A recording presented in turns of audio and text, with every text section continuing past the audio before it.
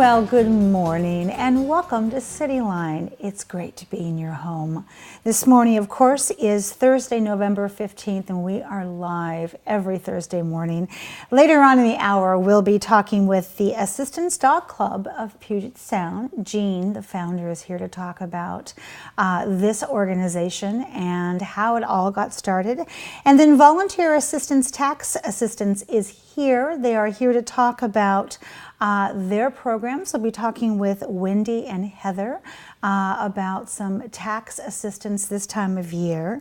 And then Tacoma Arts Live is here. And if you don't know what Tacoma Arts Live is, well, I think you should stick around to the second segment because it's something that you are going to be familiar with if you haven't heard the new name.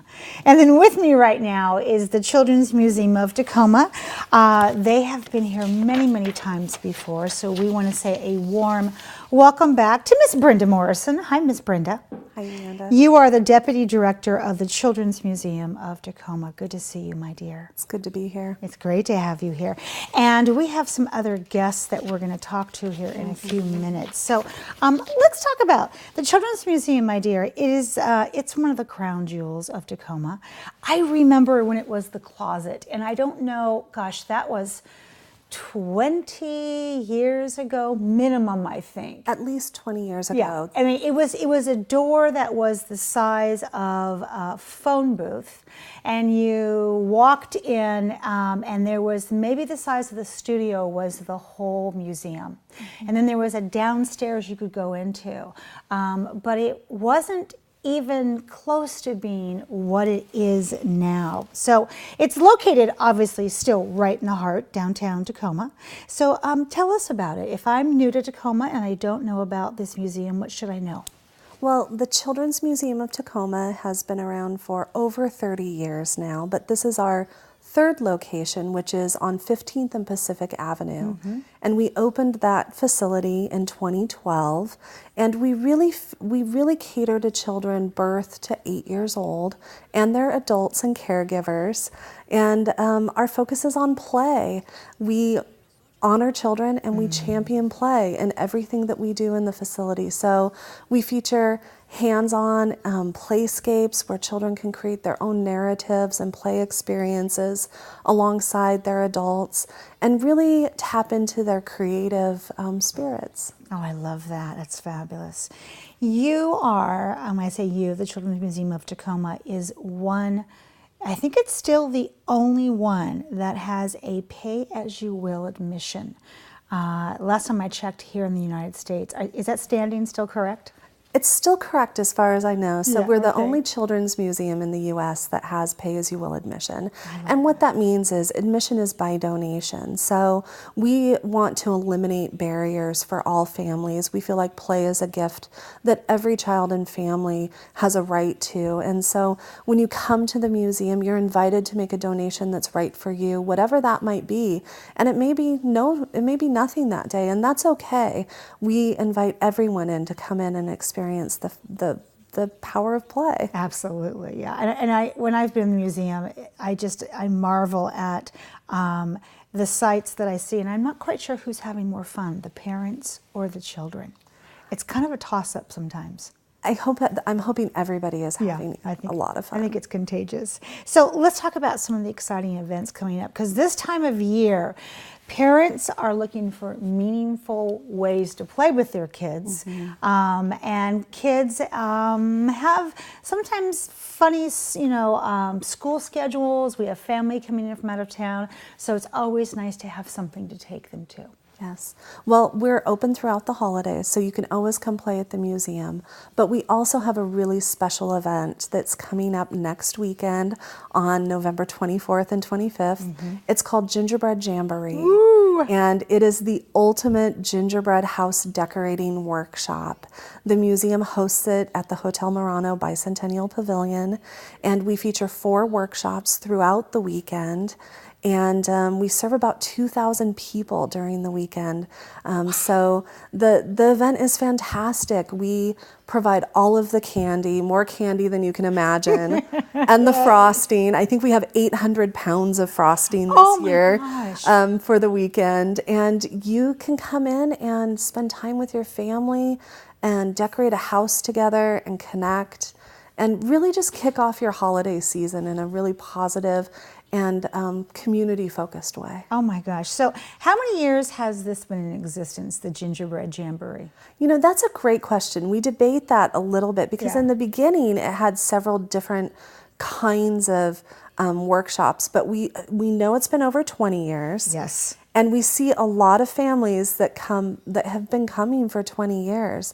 Their children might have been small when they started, and now they're in college or graduated from college, and they still come and bring all of their, kind of extra fixings, and some of them even have competitions with each other to decorate their houses and create these really beautiful creations. I love that. So for me, when I think about walking in to the Hotel Murano, I want to, as a mom, I want to kind of get a visual of what my visit is going to be like. So can you kind of walk me through what to expect? Sure. You come in the door. The entire space is decorated for the holidays. So there's big gingerbread houses that you can stand in front of and take photos. There's big candy that you can, the children can kind of play with and imagine with. We have lots of volunteers that we call our elves who are there to greet you and help you. When you walk in the door, we're going to help you get seated at a table, and it's festival seating. So you might sit with a family that you've never met before, and we hope that that is an opportunity for you to create a connection and a memory with someone in your community that maybe you wouldn't have met before. And once you're seated, we get you your house, and the houses are pre-built. So that hard part of building the house is all done for you. We have many volunteers who pre-build over 800 houses the week before. So you get your pre-built house, and then you're invited to go visit the candy buffets and the frosting. And it's really a fun experience. There are hundreds of kinds of candy to choose from, and cereal, and marshmallows, and all kinds of goodies that you can can put on your house. So Brenda, as you're talking about all these candies, I'm thinking, number one, I'm going to be thirsty, and then number two, do I need to clean up after myself?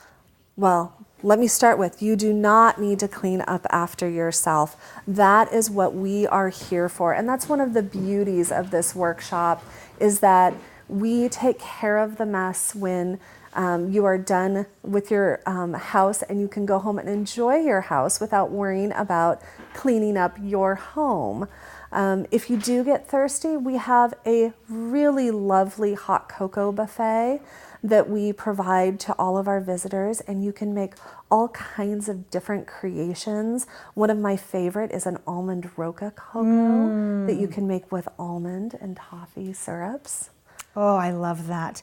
Okay, so we've done a little bit of moving around here in the studio, and with me, welcome back. Hi, thanks. It's so great to have you. Who did you bring with you today? So I have my three elves here, Julius, Layla, and Kix, and they have helped us since they were in the womb, I think, with gingerbread. You know, when they walked in this morning, I looked at them and I thought, wait a minute. What happened? It's been a year, and suddenly the growth factor, it must be because of all the good play and the great candy. Play is definitely part of our daily life. So let's talk about this. How do we decorate a gingerbread house? Because, some of us haven't done it for a while, or maybe when our child was little, it was a different kind of a game. So give us an update. So I would say if it's your first time to Gingerbread Jamboree, it can be kind of overwhelming. There is so much candy and frosting that you could ever think of. Just have fun with it, just go at it, let the kids have fun, eat a little, put a little on the house. We have a nice big space for the kids to run all that sugar off afterwards. Perfect. I love that. So yeah, and if it's your first time, just have fun and just be in the moment. If it's your second or third or 20th year coming, I say have a plan. We have a plan this year for our house. Oh, tell us. We're going to do a little Hogwarts magic on our gingerbread house. And we're even bringing our own little gingerbread train in. So if it's not your first rodeo, maybe get a plan of what kind of theme you want to have for that year. Some families come with multiple kids and get multiple houses, and they have a competition. Ooh, yeah, I love that. But it's all in fun and games and candy. It is fun and games. So this year I'm looking at the assortment of great candy. And wait a minute, marshmallows. Have we always had marshmallows on the table? I don't know if we brought it to the table, but we always have marshmallows at the Jamboree. Do we? Okay. All right, good. So if I am, let's say for instance, I am maybe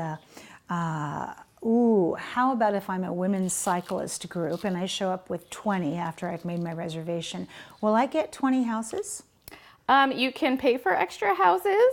For a group, you get one house for up to 4 people, and then there's also the VIP table. Oh, tell me about that. I know.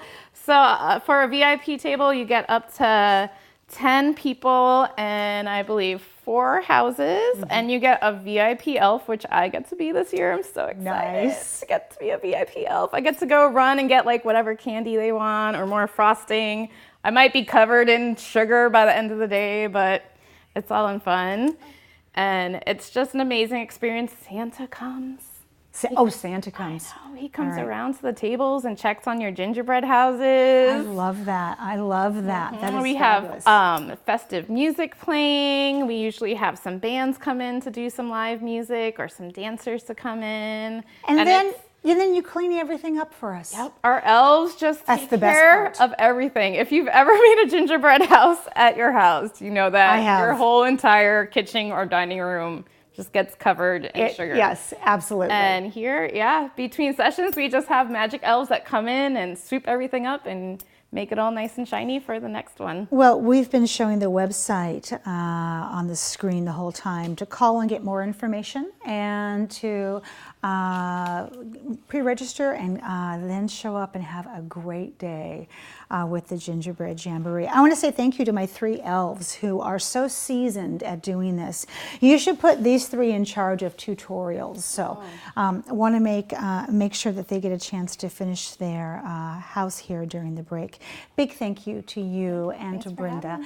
And when we come back, Cityline will have Arts Live in the house.